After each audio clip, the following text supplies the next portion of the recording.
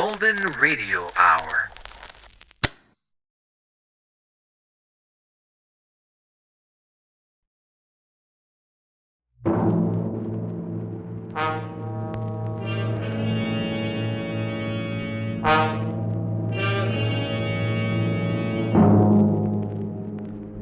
Did you miss out on that big football game last week? Can't get rid of that head cold? Want to get away from it all? CBS offers you Escape.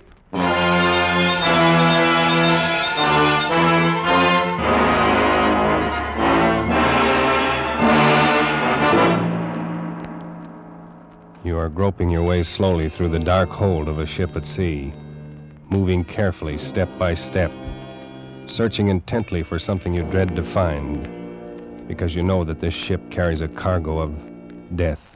The Columbia Broadcasting System and its affiliated stations presents Escape, produced and directed by William N. Robeson, and carefully plotted to free you from the four walls of today for a half hour of high adventure.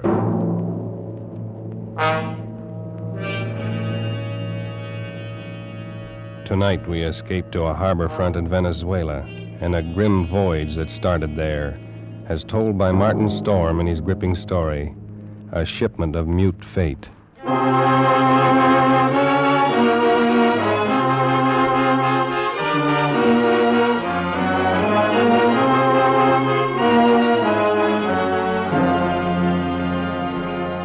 I stopped on the wharf at La Guaira and looked up the gangplank toward the liner Chan Kay, standing quietly there at her moorings. The day was warm under a bright tropic sun, and the harbor beyond the ship lay drowsy and silent. But all at once, in the midst of these peaceful surroundings, a cold chill gripped me, and I shivered with sudden dread. Dread of the thing I was doing and was about to do. But too much had happened to turn back now. I'd gone too far to stop. So I set the box down on the edge of the wharf, placed it carefully so as to be in plain sight and within gunshot of the captain's bridge. And then I turned and started up the gangplank. I knew what I was going to do, but I couldn't forget that a certain pair of beady eyes were watching every move I made. Eyes that never blinked and never closed, just watched and waited. Oh, I beg your pardon. Why, it's Mr. Warner. Hello, Mother Willis. How's the best-looking stewardess on the Seven Seas? Well, I'm fine, Mr. Warner. I guess better run along now and get on with my chore. Now, wait a minute. That's a fine greeting after 2 months. Well, it's just that I'm so busy. I don't believe a word of it. Sailing day's tomorrow. You're simply avoiding me, that's all. Oh, no, really, I'm not. And on the trip down from New York, you said I was your favorite passenger. But I'm only... Here, wait a minute. What's that you're carrying in your apron it's nothing. Just supplies. Supplies? Well, let's have a look, huh? No, please. What do you know? It's a cat. It's Clara, Mr. Warner. Mm-hmm. Mr. Bowman said I had to leave her ashore, and I just couldn't. Who's Mr. Bowman? The new chief steward. Oh. Clara's been aboard with me for 2 years, and I just can't leave her here in a foreign country, especially with her condition so delicate and all. Yeah, I see what you mean. Well, I hope you get away with it. You won't tell anyone? Not a soul. As a matter of fact, if things don't work out right, we may both end up smuggling. I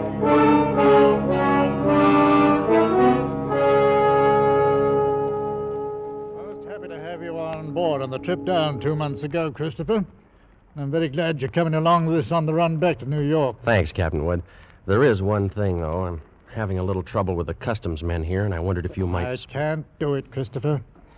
I just cabled your father this morning. Told him I'd done it for you if I possibly could. He sent a request from New York, you know. Yeah, I thought he would. I wired him from upriver last week. I hate to refuse, but it's absolutely out of the question. Well, Captain Wood, I'm afraid I don't follow you there. Responsibility to the passenger, son. We'll have women and children aboard. On a liner, the safety of the passengers comes ahead of anything. But with proper precautions. Something might happen. I don't know what, but something might. You've carried worse things. There isn't anything worse. And any skipper afloat will bear me out. Now, Christopher, I simply can't take the chance, and that's final.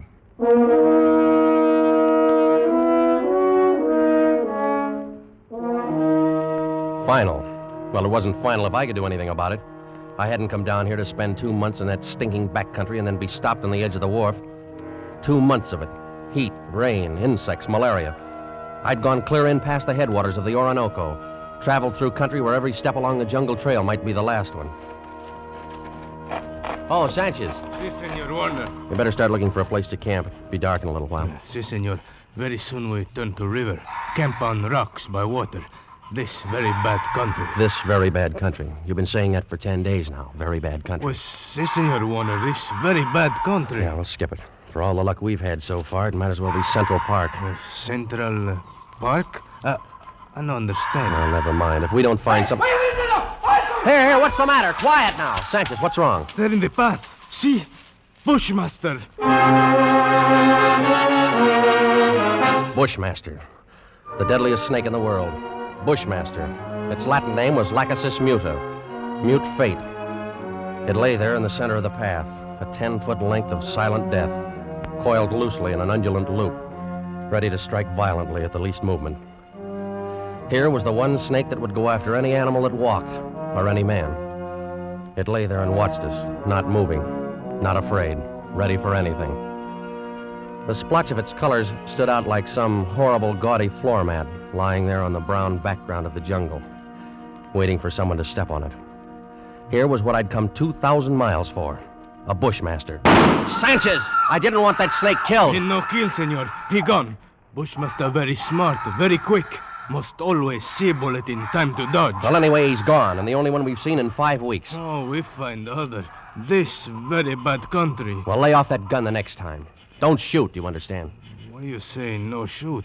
You want Bushmaster. Sure, but I want it alive. Hombre sacristo. Senor Warner, you tell me you want Bushmaster, but you no say alive. You're getting $200 for it. For dead man, what is $200? Tomorrow we go back to Caracas. I'll make it 500, Sanchez. I catch water snake, rattlesnake, any other kind. But I no catch Bushmaster. Sanchez, I'll give you $1,000. We go back to Caracas. Well, it cost me 1,500 American dollars. But 3 days later, Sanchez brought me the snake in a rubber bag. He was shaking so hard, I thought for a moment the thing had struck him. One thing you make sure, Senor Warner. No turn him loose in Venezuela. Because he know I the one who catch him. And he know where I live. All right, Sanchez, I'll keep an eye on him. También he know you pay me to catch him. All the time he watch and wait. You no forget that, Senor Warner. Because he no forget. Not ever.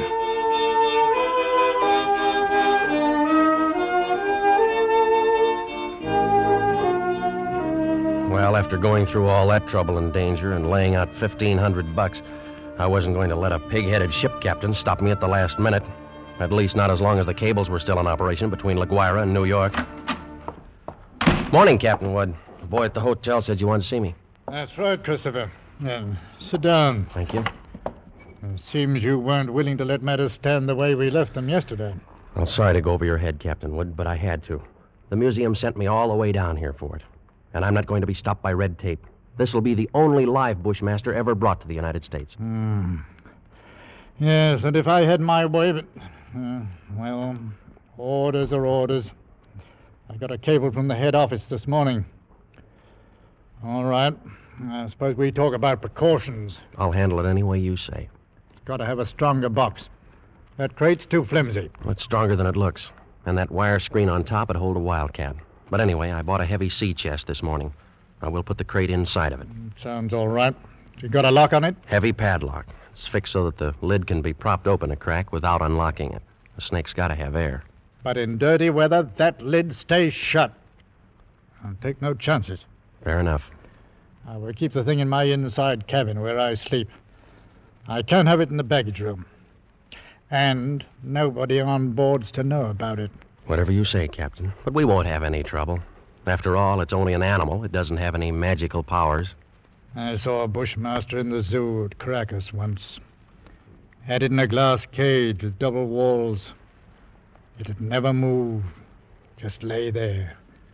Look at you as long as you were in sight. Gave a man the creeps. I didn't know they had a Bushmaster at the Caracas Zoo. They don't. Now. Found the glass broken one morning and the snake gone. Night watchman was dead. They never found out what happened. Well, the watchman must have broken the glass by accident some way. The way they figured it, the glass was broken from the inside. Well, we sail in 4 hours.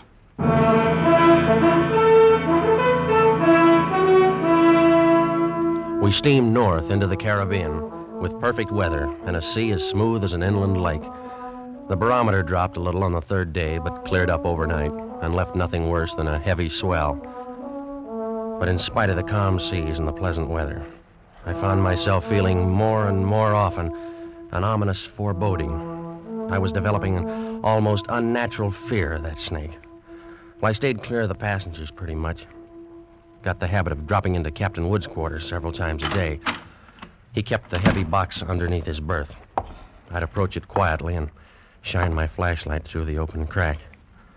Never once could I catch that 12-foot devil asleep, or even excited. He'd be lying there, half coiled, his head raised a little, staring out of those beady black eyes, waiting. He'd still be like that when I'd turn away to leave. Maybe that's what bothered me, that horrible and constant watchful waiting. What in the name of heaven was he waiting for? Well, hello there, Mr. Warner. Oh, how are you, Mother Willis? Aye, but you and the captain spend an awful lot of time around this cabin. I'm beginning to think the two of you must have some guilty secret. Oh, no, nothing like that, Mother Willis. I don't know about Captain Wood, but I certainly don't have any guilty secret.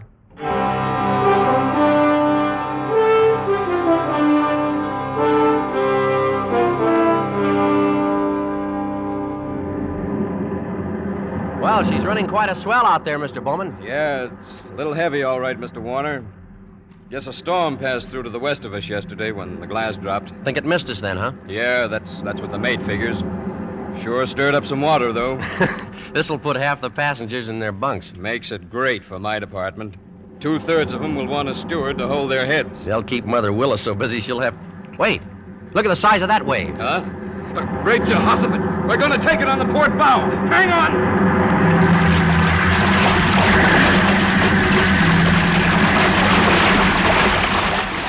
Well, that was a freak if there ever was one. Not another wave in sight. You see 'em like that sometimes, even in a calm sea.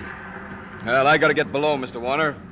That water probably did some damage on the officer's deck. Yeah, I suppose it... What did you say? The wheel companionway was open on the port side. Bridge cabins must have taken a pretty bad smashing up. They're right below the, Here, is something wrong, Mr. Warner? No, nothing at all, Mr. Bowman. At least I hope not.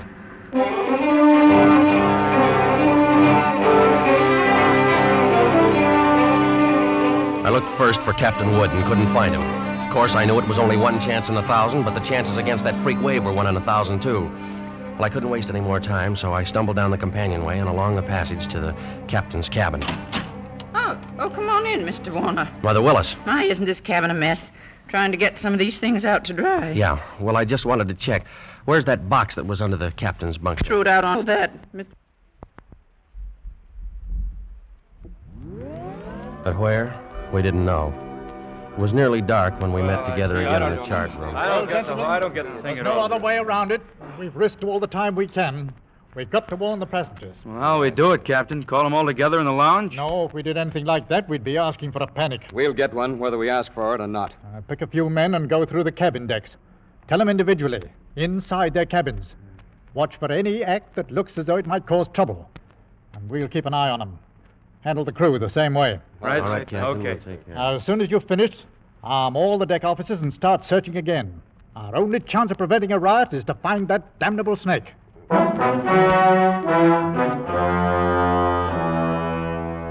The slow nightmare that followed grew worse by the hour. None of us slept.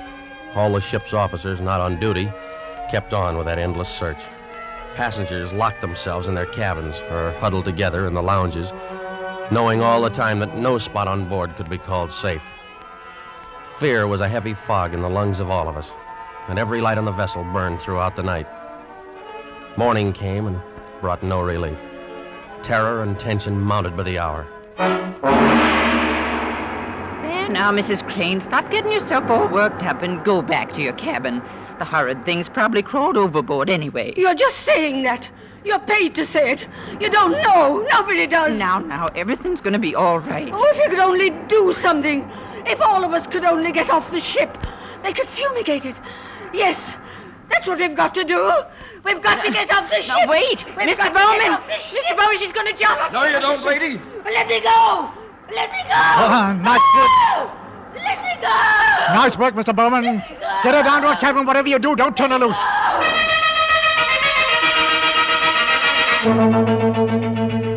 Well, you never know when it might strike you. You can't put on a coat or move a chair without risking your life. Now, something's got to be done. It might be right here in this lounge.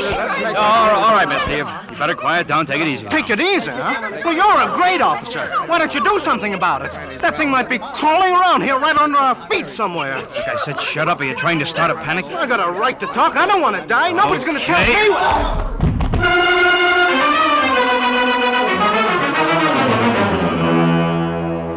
The second night passed, and morning came around again. A gray and rainy day, just as grim and tense, dragged past, and the night came down again. Third night of the terror. Again, every light burned, and the whole ship seethed in the throes of incipient panic. Faced by a horror they'd never met on the sea before, crew and officers alike were on the verge of revolt. Passengers sat huddled in a trance-like stupor, ready to scream at the slightest unknown sound. At 7 bells, I made my way forward to the chart room and found Captain Wood bent over a desk.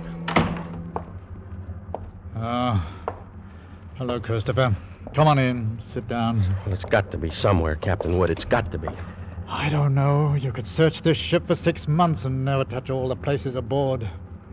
We can only hold out for 2 more days. We'll be in. What's the Home Office say? Oh, here's the latest wireless from them.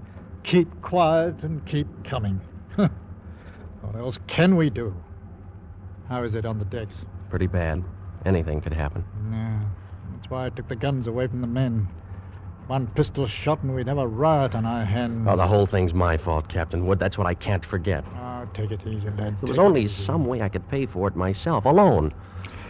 No, I know how you feel, but it's no more your fault than mine or the man who asked you to bring the snake back alive. Nobody planned this. You'd better try and get a little sleep. Sleep? Mr. Bowman made some coffee down in the steward's galley a while ago. You better go down and get yourself a cup. And then rest up for a couple of hours. Rest? I can't rest. Christopher, it's no good going. What are you going to do? You can't help anything if you stumble through a hatch half asleep and break your neck. Go on and get some coffee. One way or another, we've got to hold out for 2 more days.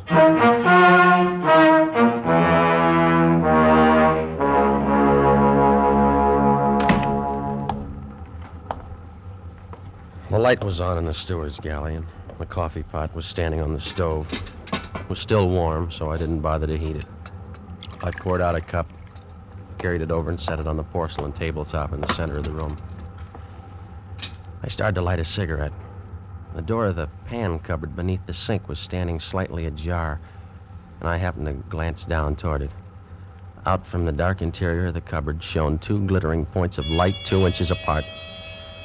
I dropped the cigarette and moved slowly backward. I'd found the Bushmaster.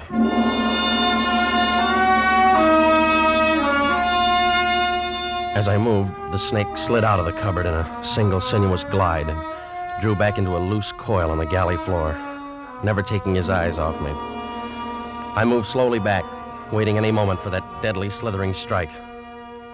How had he known it was me? He'd stayed quiet when Bowman was here.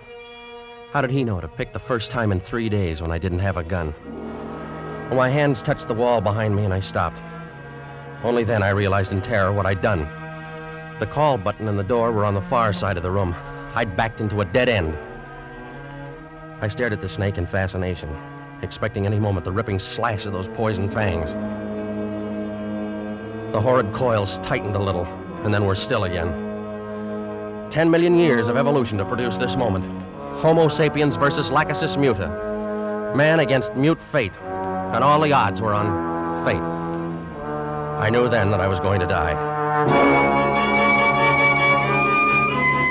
I could feel the sweat run down between the painted wall and the palms of my hands pressed against it.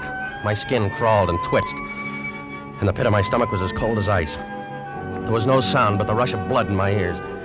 The snake shifted again, drawing into a tighter coil. Always tighter. Why the devil didn't he get it over with? And then, for just an instant, his head veered away.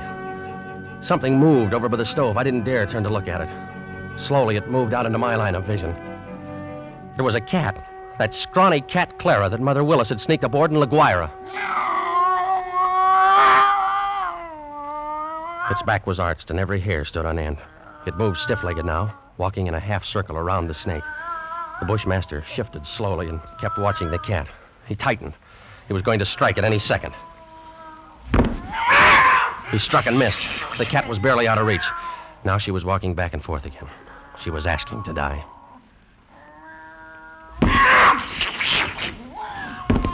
Missed again, by a fraction of an inch. He was striking now without even going to a full coil. Missed. Again and again. Always missing by the barest margin. Each time the cat danced barely out of reach, and each time she countered with one precise spat of a dainty paw, bracing her skinny frame on 3 stiff legs.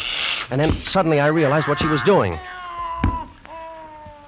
The Bushmaster was tiring, and one strike was just an instant slow. But in that split second, sharp claws raked across the evil head and ripped out both of the lidless eyes. That cat had deliberately blinded the snake.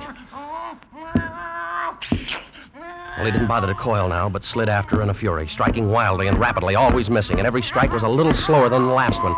Until finally, as the snake's neck stretched out at the end of a strike, the cat made one leap and sank her razor-sharp teeth just back of the ugly head, sank them in until they crunched bone. With tooth and claw she clung as the monstrous snake flailed and lashed on the floor, striving to get those hideous coils around her, trying to break her hold, to shake off the slow and certain paralyzing death that gradually crept over him and at last stilled his struggles forever.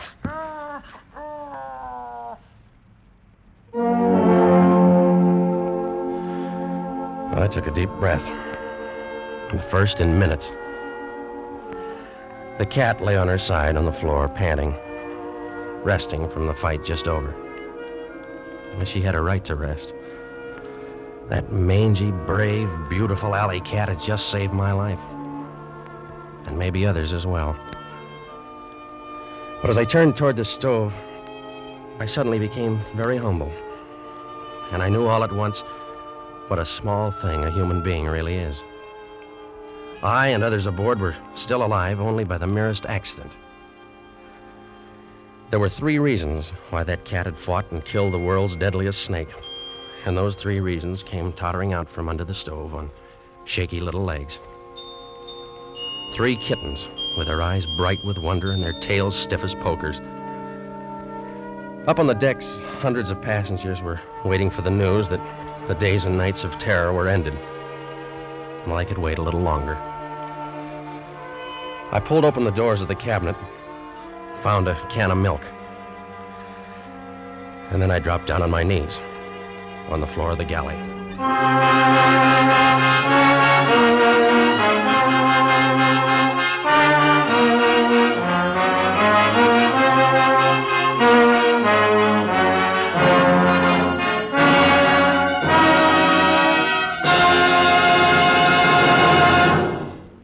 Escape is produced and directed by William N. Robeson, and tonight brought you A Shipment of Mute Fate by Martin Storm, adapted for radio by Les Crutchfield, with Jack Webb as Chris Warner, Raymond Lawrence as Captain Wood, and D.J. Thompson as Mother Willis. The special musical score was conceived and conducted by Cy Feuer. Next week, at this same time, when you're tired from a hard day at the office, or leaning over a hot stove all day, when you want to get away from it all, CBS again offers you Escape.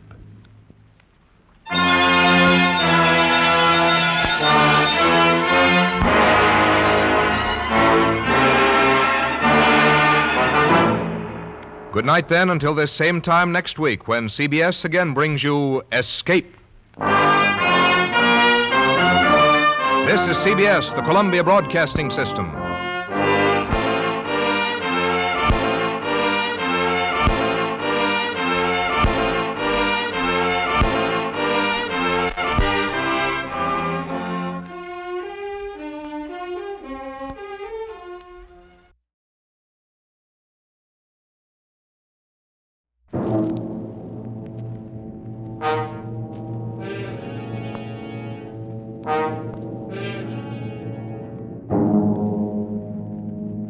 Are you upset with today's headlines? Worried about the high cost of living? Want to get away from it all? CBS offers you Escape. You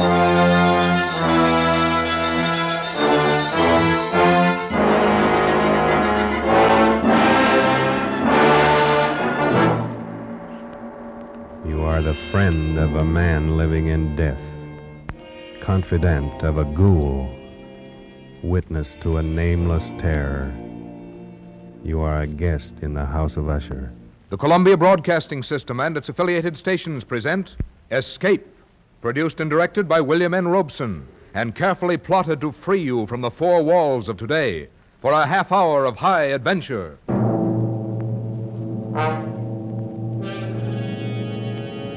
Tonight, we escape to a gloom-shrouded moor and a house where dread holds sway, as Edgar Allan Poe recounts it in his famous story, The Fall of the House of Usher.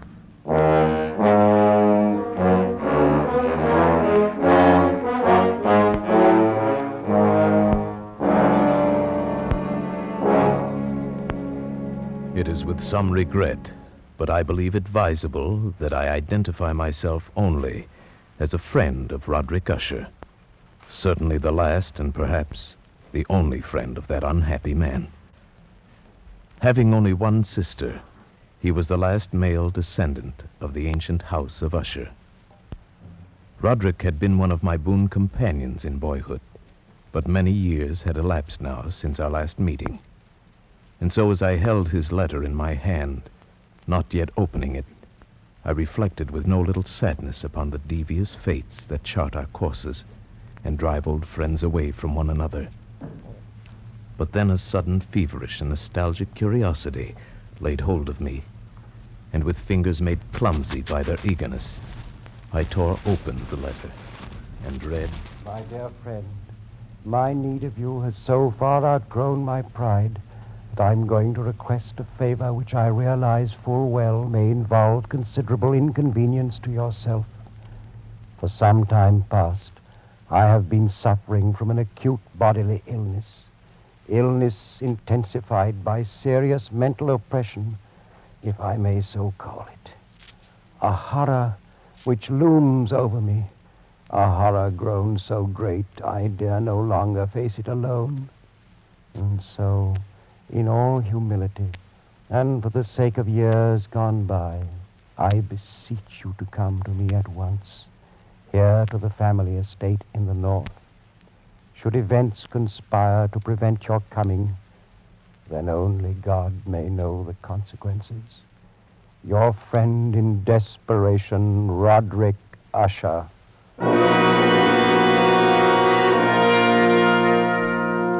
And so it happened that at the end of a dull, dark, and soundless day in the middle of October, I found myself as the shades of evening drew on, within view of the grim and melancholy House of Usher.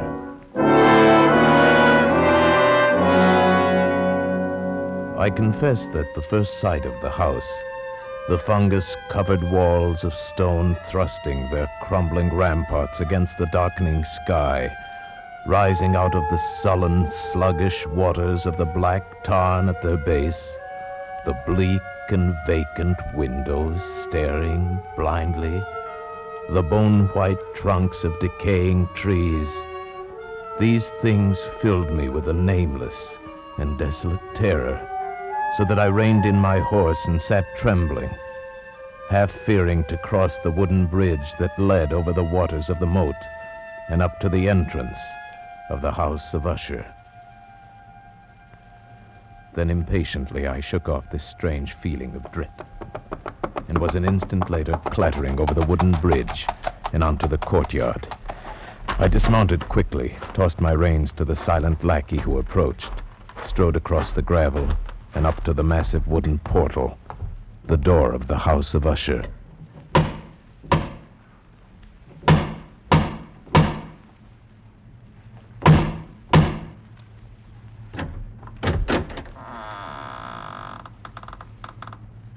Good afternoon. My name is... I know. You're the friend of Master Roderick. Please come inside, sir. Thank you. But may I inquire how it happens you know me? You have been expected for some time, sir. Yes, true. But also I'm a stranger to you and could be some other visitor. That you could be anyone other than the friend whom Master Roderick expects, sir, would be impossible. You see, no one else would ever come to this house. Then I followed his stealthy footsteps through many dark and intricate passages. My earlier foreboding heightened and was made fearful by the somber aspect of the hallways by which we passed. The many unused rooms reaching out with their vast emptiness, like some hideous jungle creeper.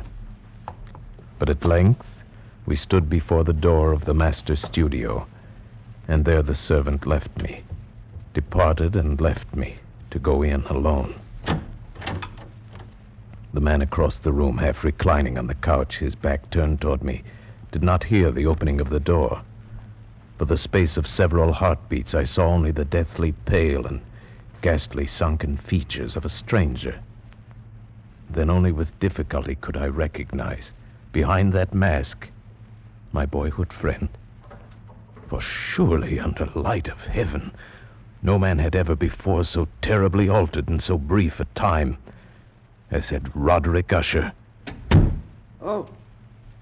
Oh, my friend, you've come at last. Thank God you did come. Oh, Roderick, did you not know I would? Could you not be sure that no long years would ever dim the friendship we shared in youth? So many things have dimmed. Ah, youth. It seems so long ago. But now you're here, and we'll find it, relive it all over again, every glorious moment of it. And all these shadows, all these gibbering phantoms that haunt me, they'll be driven out. And then the sun will shine again, and we'll be young again and relive... Roderick! Oh, but forgive me, my friend. My excessive joy at the sight of you after so many years drives me into a frenzy of talk. How many years has it? Oh, no matter. It is enough that you are here, and brought with you all the lost, all the happy days of my boyhood. But I'd expected from your letter to find you in serious straits indeed. Instead, you seem in the best of spirits. You have the right to know. But in all frankness, here in your presence, I find it difficult to credit importance to those things which only yesterday filled me with terror. True, I've been ill. A nervous affliction, something in the nature of a family weakness, probably. It has affected me with a morbid acuteness of the senses, such that quite often the least sounds and odors and colors become irritating beyond endurance. Then I've eaten but little, as you can see. But surely you've retained the services of a physician. A physician? Oh, yes, of course. He calls almost daily, though it is more often Madeline that he attends. You remember my twin sister, Madeline? For her I fear more greatly than for myself. Even today she's taken to her bed, and I have no doubt will never rise from it again. Oh, a tragedy.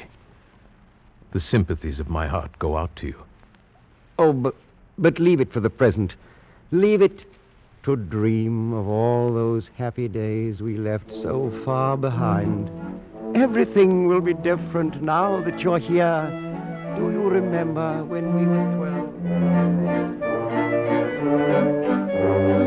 But the happy forgetfulness which Roderick found in my coming was short-lived, and in a few days he had sunk into a morose torpor, from which only occasionally with frantic difficulty could he reach the joy of our first few hours of meeting. More often his mental apathy was broken by bursts of vicious temper and violent ill humor, fits I could only excuse on the basis of his illness. And that illness began in my mind to assume a most mysterious character. Being unable to divine its true nature from Roderick's hesitant offerings, I took the liberty of questioning the physician a few days later when I chanced to encounter him in a hallway. Yes, she's resting as well as might be expected. But she continues to decline. Is that not correct, Doctor? That would seem to be the case.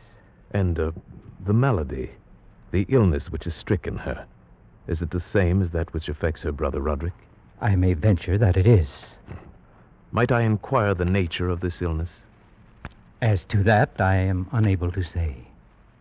You imply, then, that I have no right to the information? Not at all. I am confessing to you quite simply, sir. I do not know what afflicts Madeline and Roderick Usher.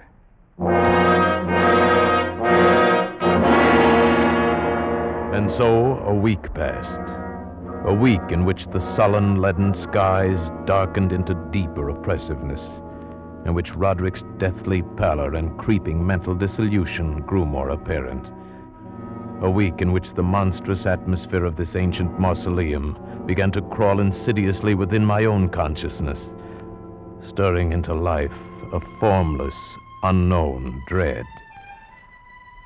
Then one evening, we were sitting in the vaulted studio, while the first shadows of night began to flow together into pools of darkness. Roderick had been unusually troubled during the day, and had been trying to find some solace by playing on the violin. Of a sudden, there came a knock upon the door. Stop it! Stop that infernal pounding, do you hear? Do you wish to drive me completely mad? Open the door and come in, come in! It's the doctor. Well, what is it? What do you want? Master Usher, I regret that I must say this, but it is my sad duty to inform you that your sister Madeline is no longer living. Madeline, my sister. Then she's dead? She breathes no more. Dead? And perhaps, my dear doctor, you can tell me what caused her death. Unfortunately, I can only take refuge in the term heart failure. Heart failure? Yes, of course. Very well, Doctor.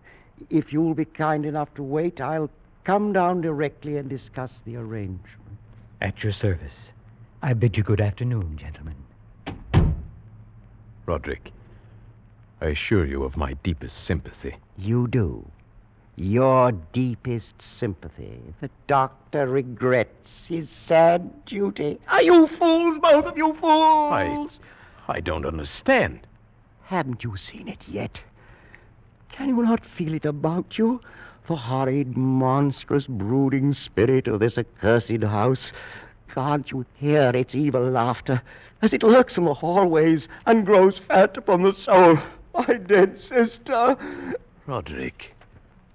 Can't you see that it matters nothing to me that she's dead? That I myself walk but a few steps behind her into the same shadows of hell? Can't you sense those hideous tentacles, even now, reaching out for me? For me, who now am the last living, if it be living, the last living descendant of the accursed house of Usher.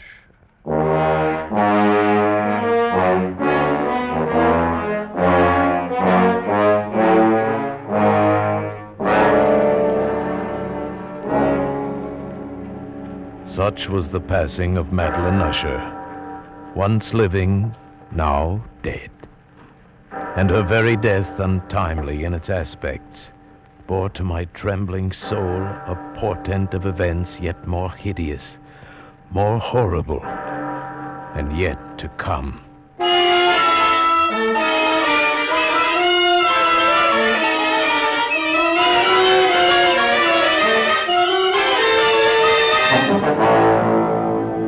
At a later hour of that same sad night, Roderick came into my chamber to voice an intention so morbidly unnatural that for the moment I could only feel that his tottering reason had at last failed him entirely. Then you refuse?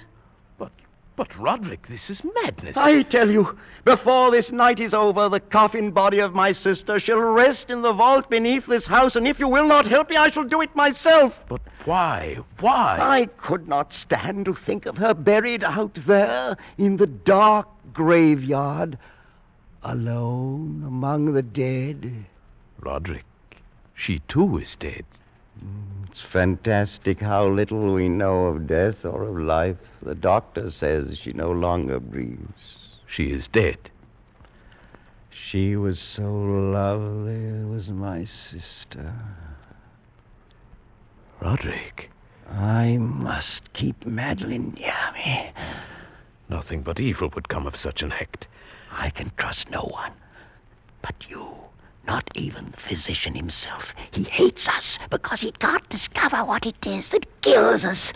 Even he might steal the body of my beloved sister, that he might learn our secret.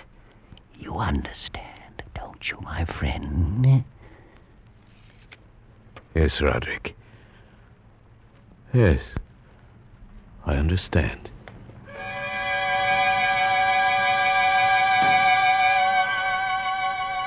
And so it came about. Near midnight, we two alone made our way to an upper chamber of the house. And taking up the black coffin between us, in the shuddering light of candles, we walked the tortuous passageways, slowly descended the curving stairs of stone, passed beneath the moldy level of the earth, forced open a massive and age-rusted door of iron, and stood at last, with our ghastly burden, in a subterranean, dank and musty crypt, underneath the House of Usher. Over here, my friend, on these trestles. Now, a trifle higher with the head. There. Oh, may you sleep in peace and dream, sweet sister. From I who tread the same path soft behind you. Come, Roderick. The thing is done. Oh, wait. Stay a moment.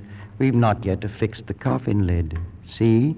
I've left it loose so it can be turned back. No, I beg you. A last farewell, no more. Look. Is she not beautiful? Yes, she was very beautiful. Was? Yes, of course. The look of her confused me. But do you not see it, too? The warm glow of the cheeks, the eyes shut softly, those lips half parted. Does it not seem that she may rise up and speak to us at any moment? This gruesome place inspires those morbid fancies. Morbid fancies? That now dead she seems to live, and living seems already dead? Man, you seek out madness. You court it with your very thoughts. And if I do, what matters? What value can there be in reason without the hope of life? Dead, you say to me, she is dead. But what certainty? Why not with equal reason say instead she lives? And that I, the last of Usher, am the one who is already dead.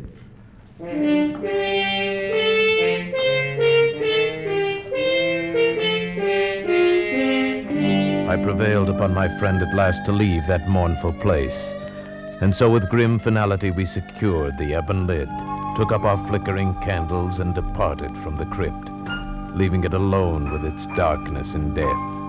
The ponderous portal closed behind us, and then my soul for one brief instant felt the dread and awful meaning of eternity.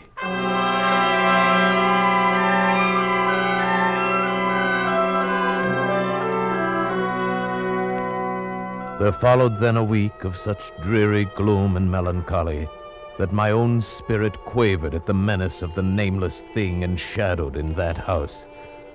By perceptible degrees, the living soul of Roderick Usher flickered lower.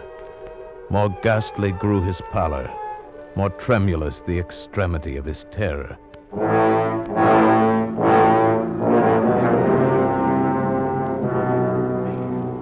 The 8th day following the death of Lady Madeline fell upon the last day of grim and gray October, and brought with it, as the curtains of night descended, the fitful breath of a rising tempest, uneasy gusts of sodden rain, and the sound of sullen, thunderous rumbles born of the dim flares of sheet lightning somewhere behind the lowering pall. I retired at a late hour, but found sleep impossible. At length, overpowered by some strange presentiment of evil, I found my reposeful inaction no longer endurable. And so I arose, threw on my clothes in haste, and fell to pacing the floor of my darkened chamber. Then in one instant, a soft sound in the blackness froze my steps in paralysis of terror. The latch of my chamber door was being lifted from without. Who is it? Who is it, I say? It is I, Roderick. Oh, Roderick. What are you doing up and about at this hour, in pitch blackness? Wait, let me light the candles. No, I am quite used to darkness. I heard your footsteps and knew that you must be awake, even as I was. But can it be that you've not seen it? I don't understand you. I've seen nothing. Then stay. You shall see it, even as I've seen it for these past 2 hours. Wait. I'll throw open the casement window. There. Look!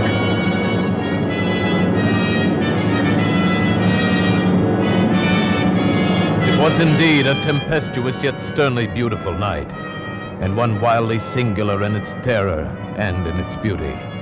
The exceeding density of the clouds which hung so low as to press upon the turrets of the house did not prevent our perceiving the velocity with which they flew careening from all points against one another.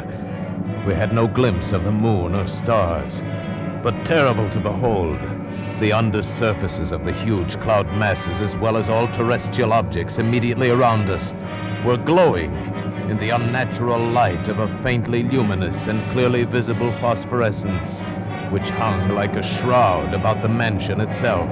You see, my friend, tonight the thing grows bolder, gathers strength from the storm and from the dead soul it's eaten. No, Roderick, you must not look at this. Here, I shall close this window and pull these curtains. And now, candlelight. Such darkness is the very mother of evil fear. There. Now come, sit here. Suppose I read aloud from some book or another. As you wish. I presume it matters little which. Oh, here. Here is a volume of The Mad Tryst by Canning. Will it serve? As you said, it matters little. I've always found the scene to be quite entertaining, wherein Ethelred dreams of fighting a dragon. Now, let's see. Oh, yes. Here it is. And so Ethelred waited no longer to hold parley with the hermit who mocked him from inside the hut, but feeling the rain upon his back and fearing the rising of the tempest, uplifted his axe and quickly made a hole in the plankings of the door for his gauntleted hand. And now, pulling sturdily, he so cracked and ripped all asunder that the noise of the dry and hollow-sounding wood alarmed and reverberated throughout the forest. Why do you stop? Why, that's strange. I fancied I just heard the very sound I read about. Let us say it was caused by the storm. Pray continue. Oh, yes, the storm. Of course. But Ethelred, upon entering the door, was amazed to perceive no sign of the evil hermit, but instead a dragon of prodigious and scaly demeanor, which sat on guard before a shield of shining brass. And Ethelred uplifted his axe and struck the head of the dragon, which fell before him with a shriek so horrid and harsh, like whereof was never before. What sound is that? Sound? The shriek of a dragon, my friend. Read on. Very well. And now the champion, bethinking himself of the shield of brass, approached across the silver floor to where the shield hung upon the wall. But the shield, not waiting for his coming, loosed and fell upon the silver floor with a mighty great... Roderick, I tell you something moves within this house. That sound, it reverberated through the very walls. Can you tell me now you did not hear it? Hear it now? Oh, yes, I hear it and have heard it. Long moments, hours, many days have I heard it. Yet I dared not speak. But why? Do you not know we put her living in the tomb? I tell you now, I heard her first feeble movements in the coffin many, many days ago, and I felt then it mattered little. But now she comes to upbraid me for my haste. And that last dread sound, yes, I heard it, the opening of the metal door to the crypt beneath the house. Now she comes here. Have I not heard her footsteps on the stair? Do I not distinguish the heavy and horrible beating of her heart? Madman that I am, I tell you that she now stands without that door. But even now she opens it. There in the flickering light of candles, in the gloom and curtained doorway, stood the shrouded body of Lady Madeline. For one shuddering instant she swayed there. Then as Roderick uttered a single piteous cry, she fell upon him in violent and now final death agonies, and bore him to the floor, a corpse.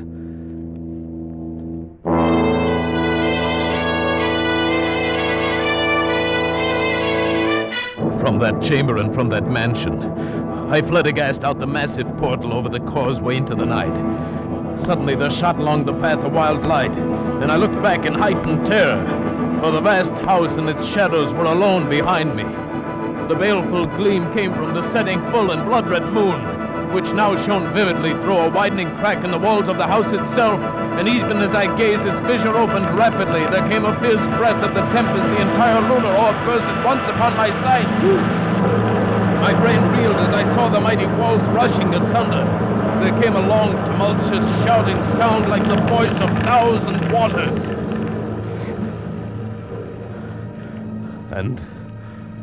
And the dark, deep tarn at my feet closed sullenly and silently forever over the pitiful ruins of the ancient house of Usher.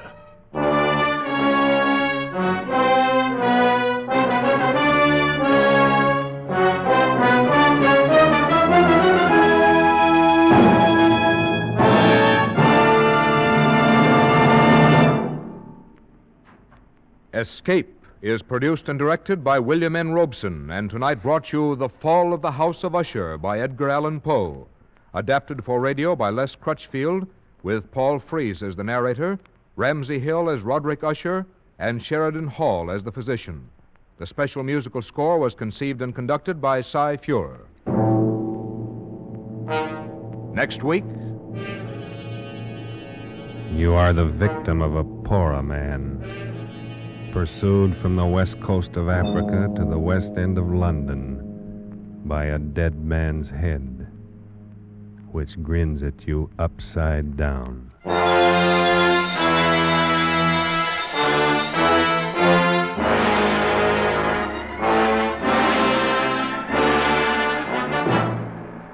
Next week, Escape, with H.G. Wells' gripping story, Pollock and the Poorer Man.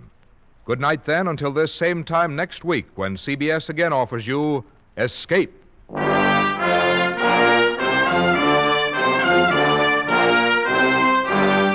This is CBS, the Columbia Broadcasting System.